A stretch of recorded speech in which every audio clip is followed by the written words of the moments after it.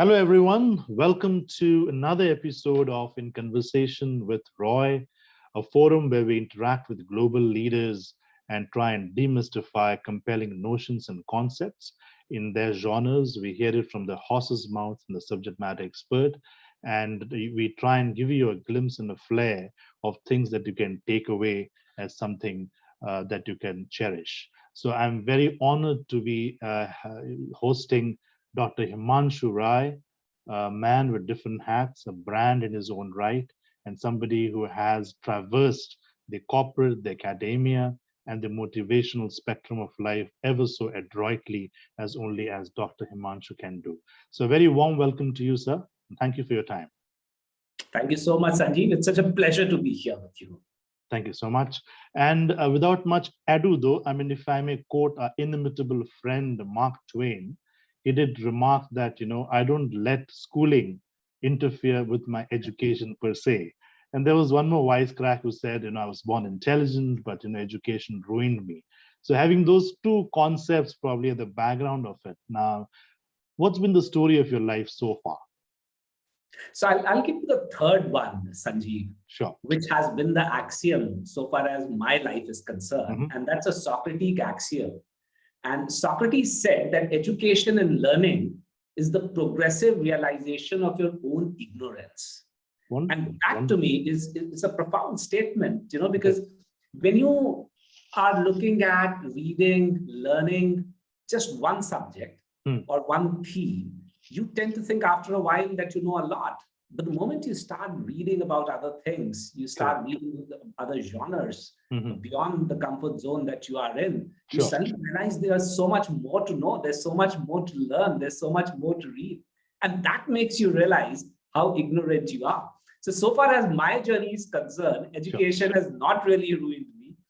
Education has not really made any negative impact on me, but education has told me that there is a long, long way for me to go. So that is one.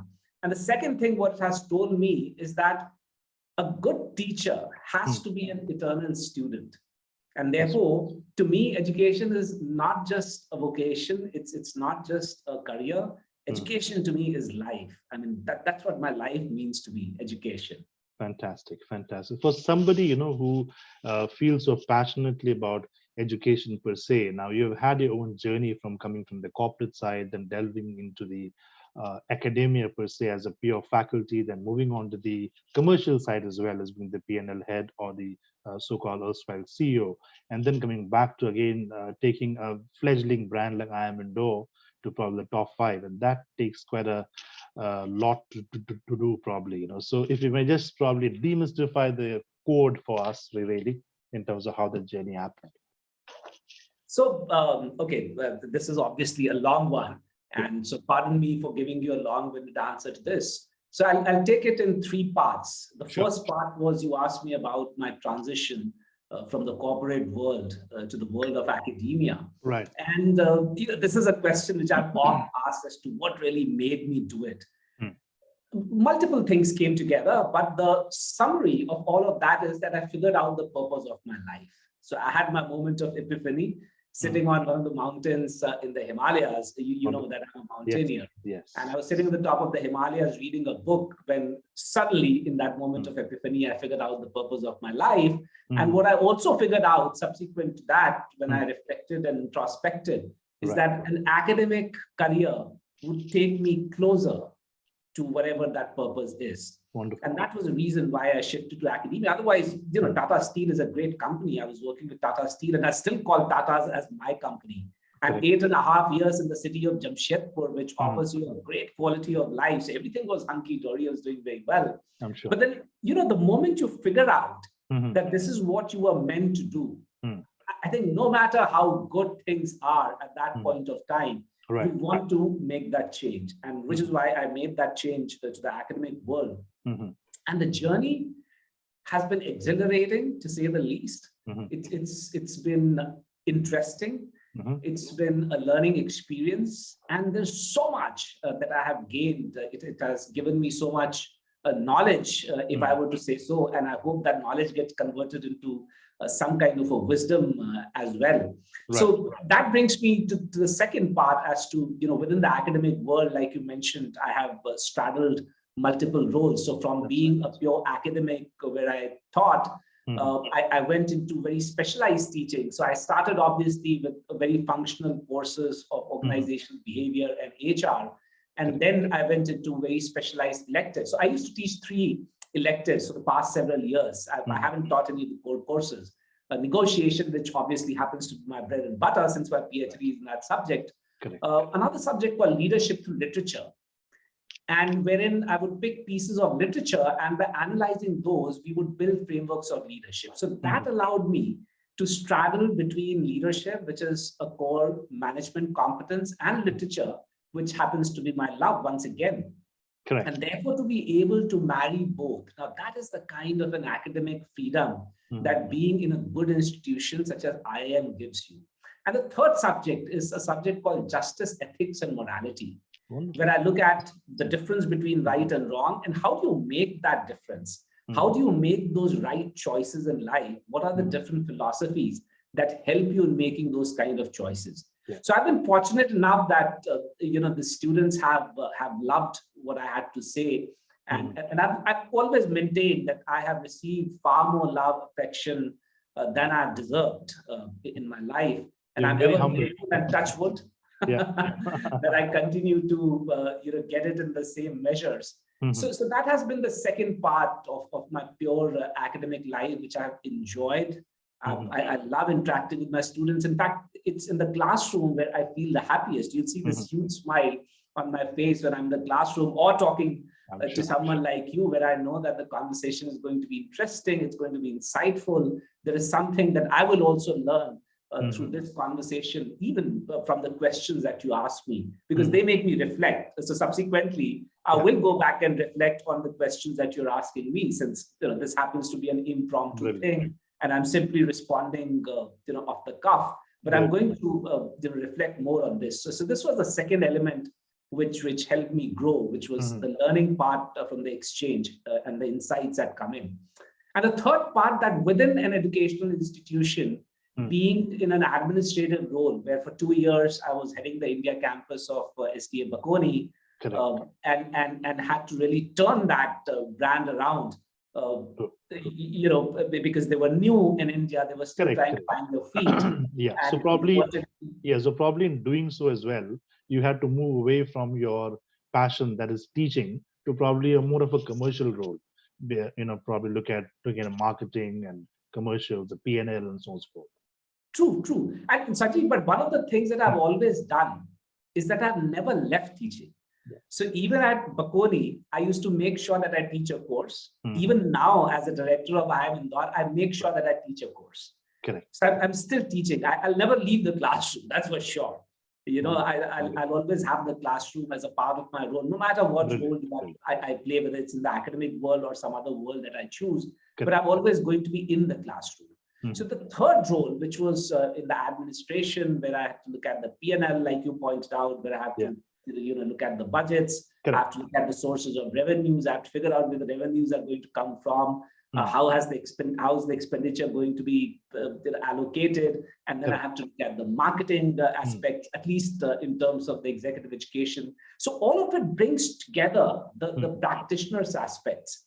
And I think that is what also differentiates or makes good business schools different from other business schools, which means that the faculty at good business schools also tend to practice what they preach in some or the other way. Either they get into consultancy or they get into executive education. Me, I've been fortunate enough that I'm actually getting to do it, which means I'm not merely playing around with somebody else's money or suggesting somebody else how to do things, but I'm doing it myself. And therefore, that's again a huge opportunity. I'm extremely fortunate that at IIM Indore, I have such a brilliant team of faculty, of students, of staff, that with a single-minded vision, we have been able to do a whole lot of things in these 3 years that I've been around. And therefore, the experience over here, to answer the final part of your question, how do I manage to do this?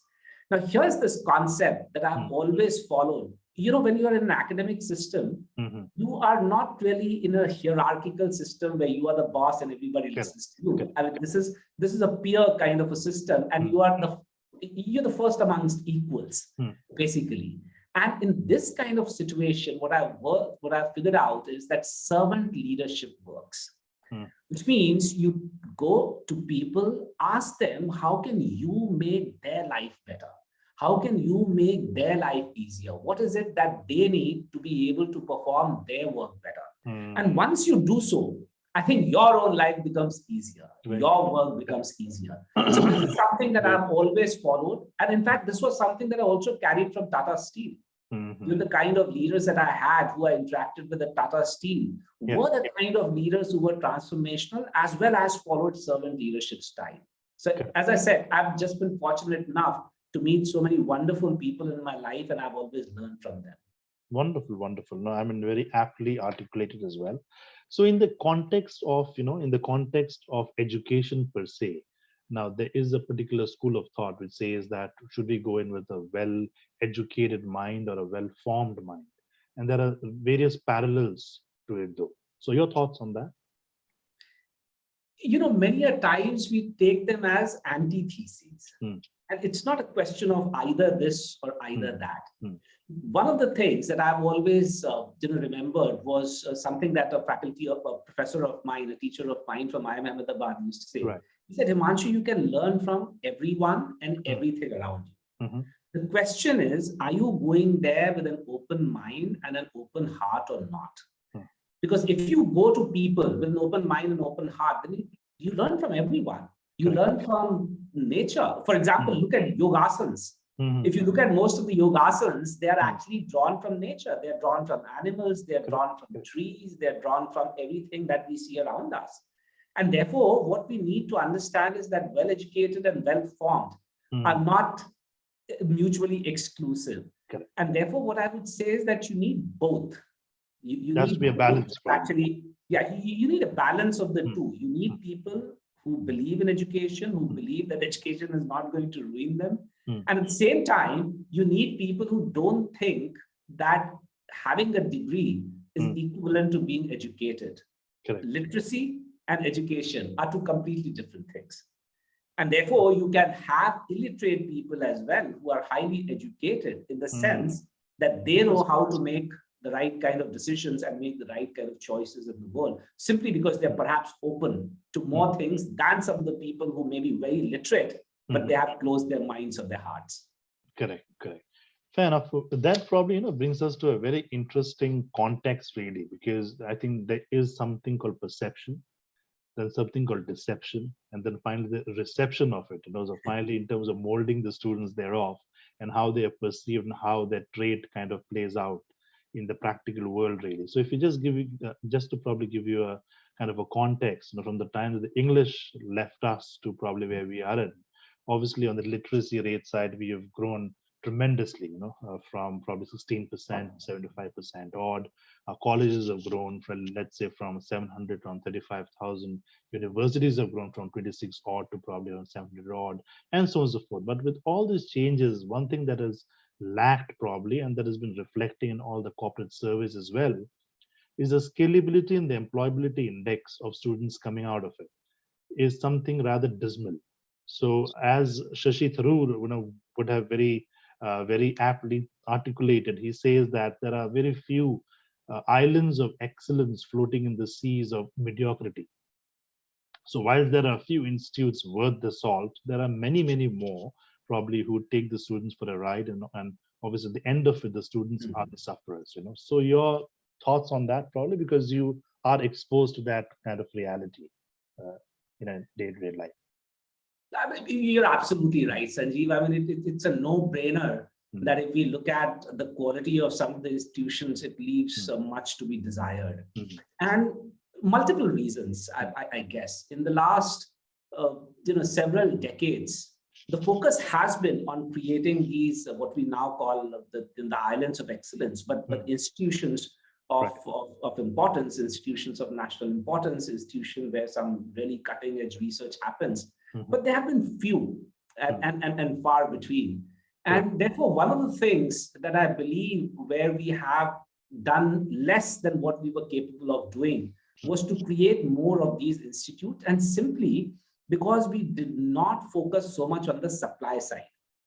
Let me tell you what I mean by that. If you look at the IIMs, for instance, or for that matter, even the IITs or the NITs, what you would see is that all of them face a very severe crunch of faculty.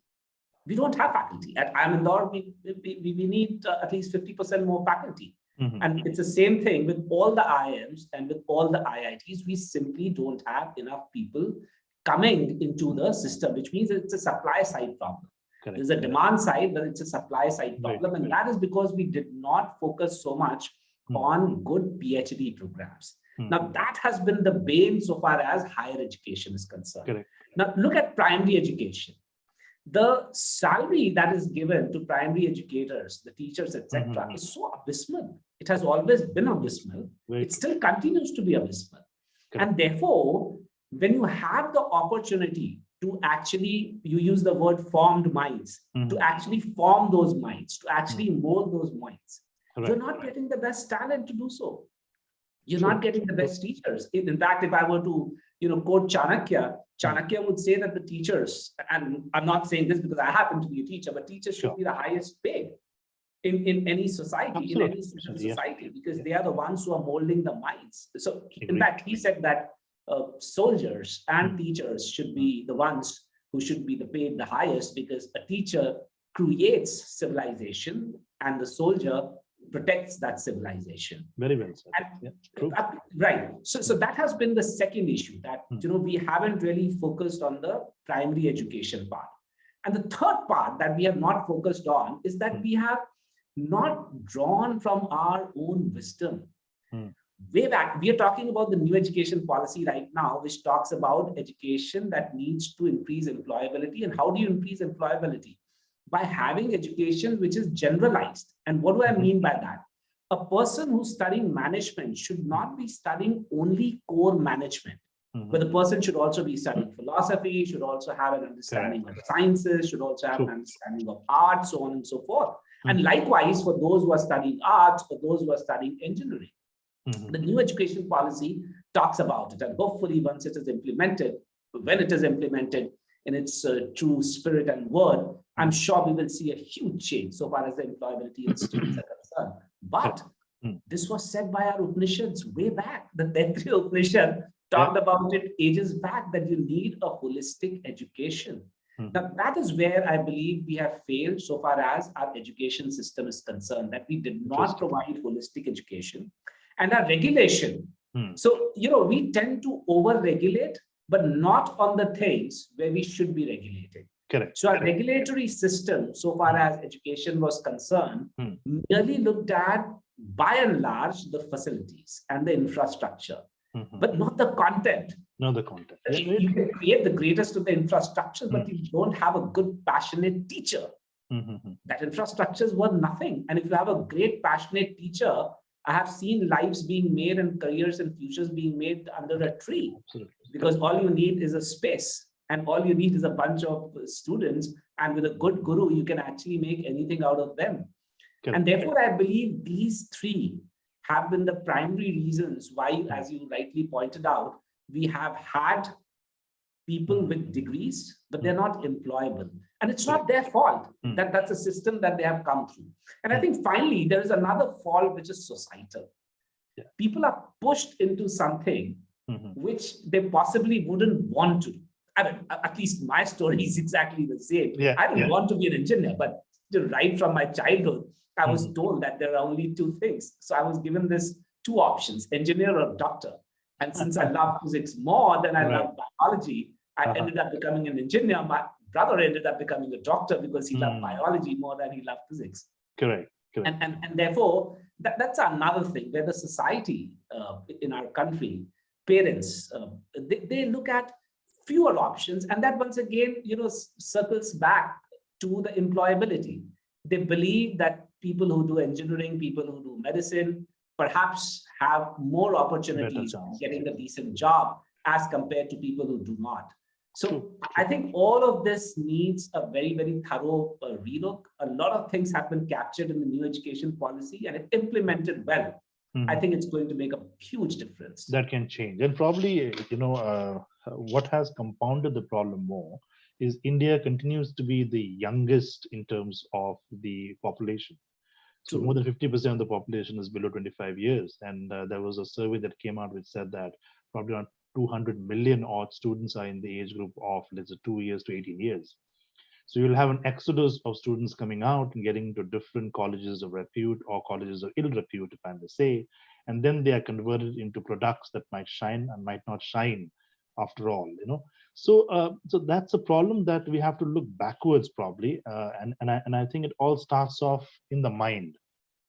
It's a very interesting probably balancing that you have in your own right, where you try to incorporate spiritualism as a part of your. But Sanjeev, before you get there, but allow me to point out something else, because I think you made a very important point that these students who are going to come out of the system, this young lot, which we fondly call demographic dividend, can easily turn out to be a demographic disaster. Absolutely. Because these people have aspirations which are way beyond the aspirations that people in the previous generation had. And if at all, their education or the so-called education that you said, which is coming out of not so great colleges, does not give them the right tools to meet their aspiration, we are going to have a huge problem at our hands. So I'm so glad that you pointed it out, because this is one of the things that all policymakers at all levels have to look at very, very seriously. Very true. Right? And probably because of that, the impact is on three fronts.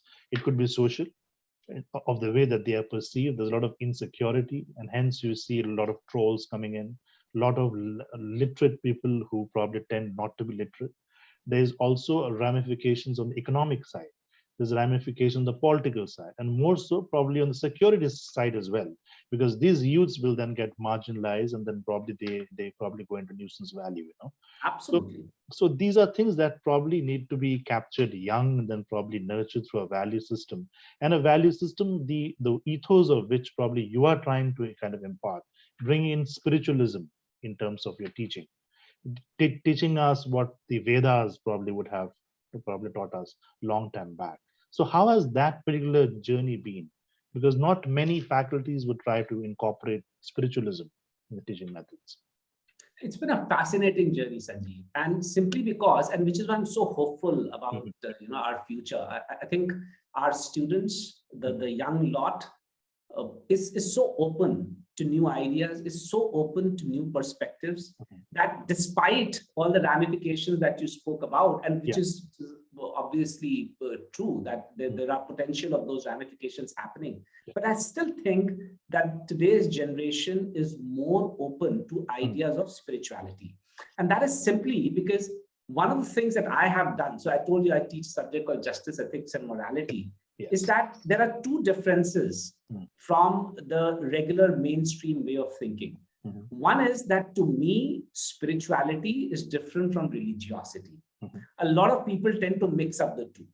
And in fact, my own measure that I created to measure spirituality, and it's been published in one of the academic journals, came out simply because I wasn't too happy with the previous measures of scales of spirituality, because all of them necessitated a belief in God and religion. And I said, hey, hang on, that's not necessary, because are you saying that atheists can't be spiritual? Of course they can be spiritual.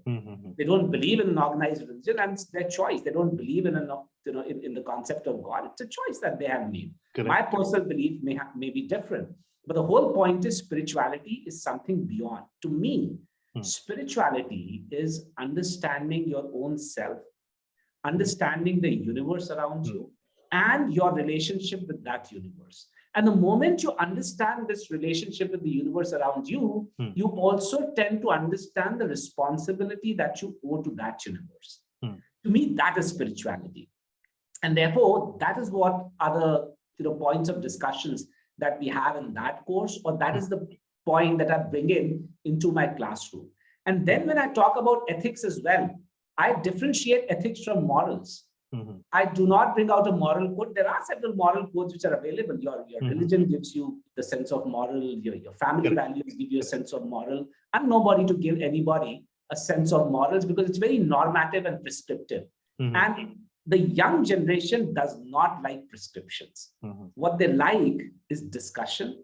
What they like is a dialectic. What they like is a dialogue. And I think this should be the way always. You know, the Upanishad, the literal meaning of Upanishad is sitting near. And that was the way the Upanishads developed, that there is a guru, there are disciples, and they discuss, sitting next to each other, they discuss. There is a dialogue. And through that engaged dialogue, everyone forms a perspective.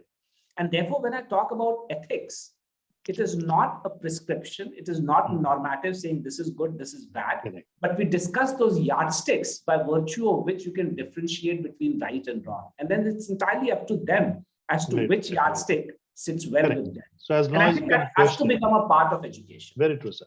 And as long as you can question things and probably have your own lens towards analyzing a particular scenario, nothing is probably right or wrong. You know, someone said, you know, education remains after you've forgotten what has been taught to you in school. You know, so that is your education. So education by itself is life. Now, very interesting parallels to it, though. I mean, there's a perspective to it in terms of what you've shared. Now, more or less on the corporate side, there's a lot of emphasis in terms of EQ rather than the IQ side of it. Egon Zehnder, a leading search firm in the world, they concluded a survey which says that, you know, a lot of CXO suite, they get hired for their hard skills, which is your very tangible skills, education, experience, and so on and so forth, while they get fired for the soft, which is the culture effectiveness, your mental resilience, your ability to be able to take stress, drive things with the intangibles. And I think that is the notion going forward. And what has complicated the matter further is the kind of system that seems to have propelled students from, you know, not being able to really graduate from rote learning, because yes, rote learning is associated with scoring the maximum marks. I mean, if you look at the scenarios of 100% being a cutoff, in the first list of 98% being the cutoff, beyond which you cannot go. I mean, even if somebody wants to have a holistic education scenario, the system by itself is designed to probably make you fail. Because if you don't add up to becoming 98%, 100%, you're not there. I mean, the holistic education, the experiential learning, and so on and so forth, all goes for a toss. So your thoughts on that, sir? So, you know, there are two elements that you pointed out over there. The first element was from the corporate world, and second is, you know, from the education world, which feeds into the corporate world. Yeah. I think increasingly the corporate world is realizing that it is the so-called soft skills. But you know, I find it very difficult to differentiate between hard skills and soft skills as the way that they are defined. You know, because when I went from my engineering background to do my PhD, my first obvious thought was that, hey, I should be doing my PhD in operations research because I'm an engineer. I worked on the shop floor for all of those 8.5 years. But once I did the 2 years of coursework, I realized that I wanted to understand human beings more than I wanted to understand machines. Machines were easy to understand. Machines were easy to predict. Human beings were not. So to me, understanding human behavior was far more difficult than understanding any machine or any circuit. So while, you know, understanding humans would be called soft skill, and understanding a machine or a number or a formula would be called hard skill. To me, it's exactly the opposite. Understanding human behavior, predicting human behavior is the toughest thing in the world.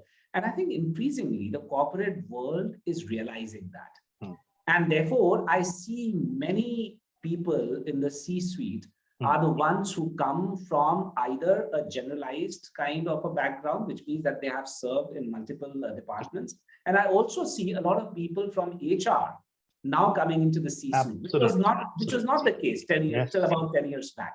So clearly, the corporate world is realizing that you need people who understand people better.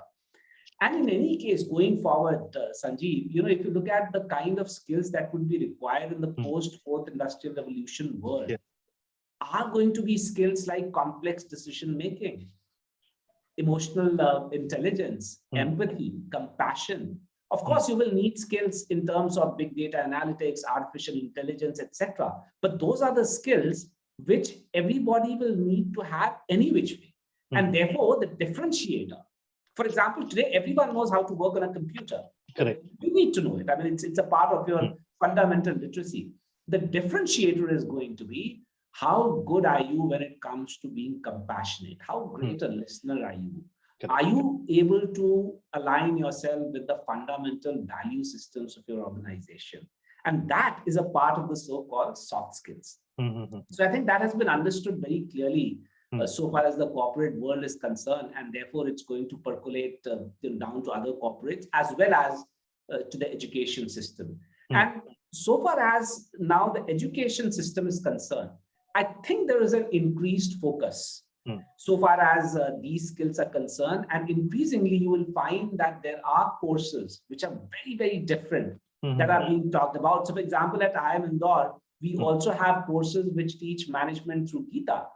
We also have courses that actually propel and urge students to engage in thinking beyond the regular management concepts. We have something called behavioral finance or behavioral economics, where you look at the behavioral aspect of why people make those decisions, which are essentially supposed to be hard-coded or supposed to be driven by formulae, etc., etc. So increasingly, what we are seeing is that innovation is coming out of boundaries of the so-called, pillars of excellence, and increasingly the courses are also reflecting all of that. Correct. So probably, I mean, the challenge remains, because what we finally look at as an ideal state of mind is being able to traverse through your core passion, which is if you are doing a particular stream or specialization, that probably has to lead to a holistic understanding of what the function can create in terms of value and impact. But that is not the case, because a lot of emphasis on the grades and the marking systems and all that. Having said that, is now probably what remains from a student is rather what I can do beyond my core to be able to educate myself, let's say on a all-rounded kind of a basis. But that challenge still remains, and I think that's one challenge that probably is giving us products, who are not really there to face the real world. Having said that, I probably, in my humble opinion, I would look at four broad parameters, what I would call as the 4 I's. One is your infrastructure. You will have to be able to get to a stage where from the foundation to a secondary, to a primary, to a college, to B schools, we should be able to set up those parameters, that really qualifies people beyond marks. Secondly, you have to look at the second I would be for me inclusiveness, which has a farther reach rather, in terms of getting people from minority segments, disadvantaged sections of society, and so on and so forth, and bring up at, let's say, a level playing field. Thirdly, is probably more in terms of the impact. What kind of impact are they trained to create and deliver to the external stakeholders? And 4, are they really equipped with those tangibles and intangibles to be able to imagine the new world or reimagine the new world? Because with COVID, obviously things have changed. There are a lot of other competencies that have come in. The competency framework itself has been rehashed, and simulations have obviously gone for a toss. So in this particular VUCA kind of a scenario that we have, it takes a very different breed to be able to really traverse the corporate minefield, if I may call it that. Would you agree? No, absolutely. And, I'll just add on to that. I think I would invert that entire 4 I's concept. I would start with imagine first. Okay. I think it's time that we push people to imagine the kind of a universe that they would want to be a part of. They should try and imagine the universe that they would want to step into. And then they should also realize that nobody else is going to create that universe for them. Correct. They have to create that universe for themselves and for the people around them. And therefore, if you look at what kind of universe it should be, it has to be a universe which is inclusive. We can't leave a majority of people behind by only the privileged few kind of march on. In any case, it can't happen. Like the Bible would say, the meek shall inherit the earth. And clearly, it's simply not tenable that you have just a few people prospering and getting access to all the resources, while a large population does not have access to those resources. And even the infrastructure that you spoke about has to be an infrastructure which is in line with the requirements that this universe has. And all of it has to be sustainable as well. Because we also have to look at the issues of environment and everything which is around environment and around sustainability. So I absolutely agree that this VUCA world, it has brought its certain challenges, but the VUCA can be cured with another VUCA. And therefore, if we have some kind of a complexity, then we need to bring in some kind of a clarity. If we have some kind of a volatility, we need to have some kind of a vision. Brilliant. If we have uncertainty, we will need to have some kind of an understanding. If we have ambiguity, then we'll have to bring in adaptability. So, all the VUCA have a counter VUCA. The only thing is, like you pointed out, all of this has to be brought into the system at an early stage. And not wait where we have a system which allows only the 98 percentilers and 99 percentilers coming in. Though, largely, Sanjeev, to be fair, it's also, it's simply because there are too many of us. Ideally, for example, many people have asked me, why do you think CAT is CAT the ideal way? Is looking at 10, 12 graduation marks and the CAT percentile the ideal way to select the best candidate for an IIM? Of course not. It is not the ideal way. It is the optimal way. We don't have a choice. We have very few seats. 200,000 people are interested in getting into an IIM. We don't have the wherewithal to go through 200,000 applications extensively and then make a judgment. And therefore, we have these as filters. In an ideal world, therefore, I go back to my point, I circle back. If we create a great primary education system and if we create great institutions, many more in number that can cater to everyone who wants to get a good education, I think that's going to be the only solution going forward. Wonderful, wonderful. And probably coming back to CAT though, who would know it better than you, you are kind of instrumental in probably the world's largest testing format being rejigged for a better tomorrow. So fantastic to be a part of that. Brilliant, brilliant. So, okay, now going beyond education and vocation per se though, now I'm sure you would love watching movies, and there are certain movie characters that probably is very closer to what you would have loved to live in this particular life. Any particular character that comes to your mind that probably is very close to who you are? I'm not sure if there's a movie character, because I do love watching movies, but I've never looked at movies that seriously. I mean, if you ask me my favorite movie, it was Life is Beautiful. And obviously, I love the way Roberto Benigni shows, courage, particularly in the face of the circumstances that he faces in that movie. And so I'm not saying that I would want to be that character, but there was a lot that I learned from that character. But the one character, and which goes beyond movie, beyond everything, the one character that has influenced me greatly is the character of Krishna.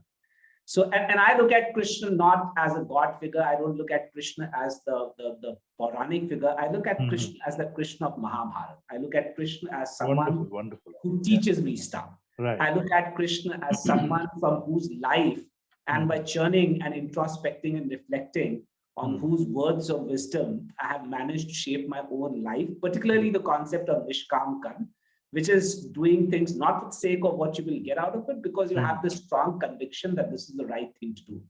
Brilliant. So I think the only character that I would love to kind of emulate is that of his. Brilliant, brilliant. And you have a very profound Sanskrit scholar as well. And I keep going through your post as well. Probably I might try and kind of share something that I still remember from my school days, and probably you might want to decode it rather for us, what it means for the corporate world. Yada yada hi dharmasya glani bharvati bharat abhyuthanam dharmajatatmanam sujameham. This was the teaching that Mr. Krishna told to Arjuna. So how would you look at it in terms of a learning or a takeaway for the corporate at large? So, what it really means is, not to go through the literal meaning, because the literal meaning then often gets misinterpreted and it gets into that entire concept of avatars, etc. To me, it's perhaps far deeper. And what it means is that there will always be goodness, provided you have the eyes to see it. And what I mean by that is this: no matter how bad the world might seem to be, no matter how dark things might seem to be, there will always be someone who will bring in positivity. There will always be something which will bring in positivity, remove the darkness, to me, darkness is the enemy and light is the friend. So again, I'm going not literally, but I'm going more metaphorically, and this is what it means to me. So even in the corporate world, what we need to understand, but you just mentioned the COVID and the pandemic. Now, you have many things which are difficult to predict, difficult to understand. There are some things which perhaps we can't understand at all. So we still haven't been able to figure out what this damn virus is all about. It's not about it being difficult. It's, as of now, it's impossible. We really don't know what kind of mutations it is taking. We really don't know how long this is going to last. We made several predictions, starting right from March 2020. All of them have been wrong. Despite that, the lesson for the corporate world, the lesson for all of us, the lesson for our life is that there will be light at the end of this dark tunnel. There will be someone, there will be something. What you need is faith. We underestimate faith, or many a times we consider faith to be unscientific. No, not at all. Without faith, you just can't move forward. Even science cannot progress without faith. I agree with I have faith that the researchers before me had actually done the research on which I am basing my subsequent theories. Pure scientists believe that Einstein actually did those experiments and then came up with those findings, and now we are further building on them. If you don't have faith, and if you continue trying to reinvent the wheel and testing everything, we will never progress. And therefore, to me, this particular stroke of Gita has a far deeper meaning. It's all about faith, and it's all about faith in your conviction that good will necessarily come, even though the times may be dark right now. Brilliant. Absolutely well articulated. So probably, in terms of your checkered journey so far, now, if I may ask you though, you are an idol by itself for many students and many followers of yours. You are a brand by itself, and very rare to see somebody who's in academia and becoming such a large brand. Is there any idol in your life, probably from the leaders at large, or probably somebody personal to you that you kind of look up to? I've learned from several people, Sanjeev. There are far too many people from whom I've learned. In fact, there is nobody in my life that I have met from whom I have not learned. But if at all I have to talk about a few people, then, my mother, to start with, my mother was in BA Part 1 when she had me. Okay. Right. And after that, she did a BA, BEd, MA, MAd, PhD, deal it. Now we know where the genes comes from. Now we know where that's where the Sanskrit comes from. Because all of this was in Sanskrit. So that's where my love and my knowledge of Sanskrit comes from. That comes from her. To be able to grow up with a woman who was so strong and so passionate about education, but very, very early influence. I still remember my physics teacher of in my class 11th and 12th. And that was time when the government of India had given all the Kendriya Vidyalayas. I did my 11th and 12th from Kendriya Vidyalaya, and the government of India had given them a funding to buy a telescope. So we also got a telescope, and I still remember spending so many evenings with my physics teacher, looking at the sky with that powerful telescope, figuring out the satellites of Jupiter, the satellites of the rings of Saturn, so on and so forth. And to me, once again, the thing that I learned from him was sheer passion. There were many a times when, we would be talking and then suddenly he would remember something about some problem in physics that we would have discussed either in the class or perhaps outside the class. And right there, standing on the road, he would, fish out a piece of paper and a pen, and we would start solving it, because some ideas came out of our discussion. So a great influence again. Another one I remember in my engineering college, there used to be a professor who, no matter what, was always passionate about teaching. And it didn't matter what kind of a question you asked. He would make sure that even if it was a question that went beyond his subject, he would come back to you after figuring out what the answer to that particular question was. And also, he had a very wicked sense of humor. So he would really take your trip in the class. But behind that humor was this amazing person who always thought about how to make students better. And therefore, another influence. And it would be remiss of me if I do not mention the influence of the person who I call my second mother, Bachendri Bal, who taught me mountaineering. And not just did she teach me mountaineering, but it was because of her that I fell in love with the Himalayas. I learned multiple lessons. And, we can have a separate session about the lessons that I've learned in the Himalayas. But I managed to figure out myself much better simply because she was the one who nudged me towards the Himalayas. And it's not merely about the trekking and the mountaineering part. That, of course, is something that I love doing. But it is about the kind of vibes and the kind of introspection that I managed to do once I'm in the Himalayas. Beautiful. So again, far too many people, I mean, J.R.D. Tata, Mr. Ratan Tata, who were there in Tata Steel, Rusi Modi, who was my first CMD, when I joined Tata Steel, multiple people, Sanjeev. I mean, there's something to be learned from everyone, is what I would conclude. Wonderful. And probably a last question for the session, though. I mean, what next? I mean, you have really, had your hands in terms of different pies altogether. So what will the next passion for you? I just continue doing what I love to do. So that is what's next and will continue to happen, which means, see, I want to be able to help every human being on this planet to realize his or her potential. Brilliant. Currently, I'm doing it through teaching. Now, along with teaching, by heading an institution where I create that kind of environment which facilitates my colleagues, faculty colleagues, to teach better, to facilitate learning better, which facilitates my students to be able to learn better, which facilitates my staff to be able to provide and contribute to that environment. So to me, that purpose is what drives me. Today, my job is that of teaching. My job is that of the director. Tomorrow, it could be anything. It could be anything. Brilliant. So long as it is continuously helping me in helping others. Wonderful. I think that's what I will do. And that is something that I'll continue to do till the last day of my life. Wonderful thought. As they say, let there be light. And I would say, let there be more illuminaries like you. The world is a much better place because of souls like you around. I wish you all the very best in terms of your future endeavors. It's been an absolute pleasure to have you here. And I hope you would have enjoyed the session as much. Thank you again for your time and indulgence.